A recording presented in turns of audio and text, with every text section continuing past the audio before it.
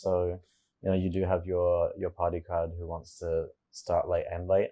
But then, for example, we have a fairly sizable family audience as well who, if they have younger kids, maybe they need to leave by 8 because their kids need to go to sleep early. So it's really meant for different types of people to have the experience that they want to have. We can really see that in like our shuttles, because we offer shuttles right to and from the festival. Yeah, and people get to choose the timing, and the 8 p.m. shuttle is actually surprisingly popular. So there's like a big range. Obviously you can go home at 8, you can go home at 4. Yeah, and like more people than you would think actually choose like the earlier times. Go home earlier. Yeah, and you think it's it's probably a lot of the family crowd.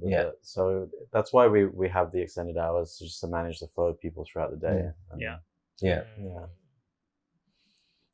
Okay, what I want to ask you, okay, but then move on to the next question, right? Is I always have this very regular debate with all my like clubbing guys, that right now the general trend of clubbing is going down, and we love clubbing.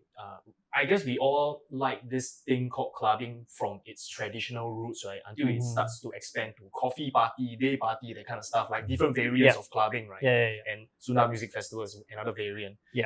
So would you say now, right, nightclubs should actually shift their hours to earlier, right? To actually start profiting more, right, from this new wave of people don't want to stay late, people reduce alcohol consumption. Wow, that's a big question. I think it would be challenging to do that.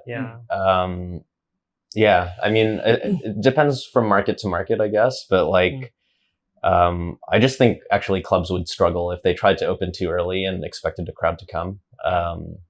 There's a handful that do it, like they do the community night at Rasa, and it's like, there's a specific crowd that goes to that, and so, but I think for like most clubs it would probably be pretty tricky.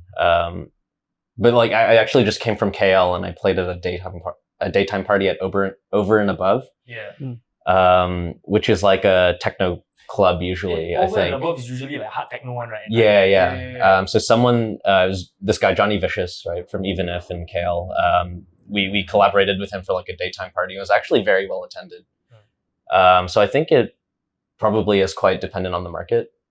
But yeah, in the Singapore context, I think it would be a pretty uphill battle to make that like the cultural norm. I think it depends on the program. If you're doing something different and experimental, maybe some live programming. Yeah, like Rasa's been trying that out on the Sundays. That's pretty interesting.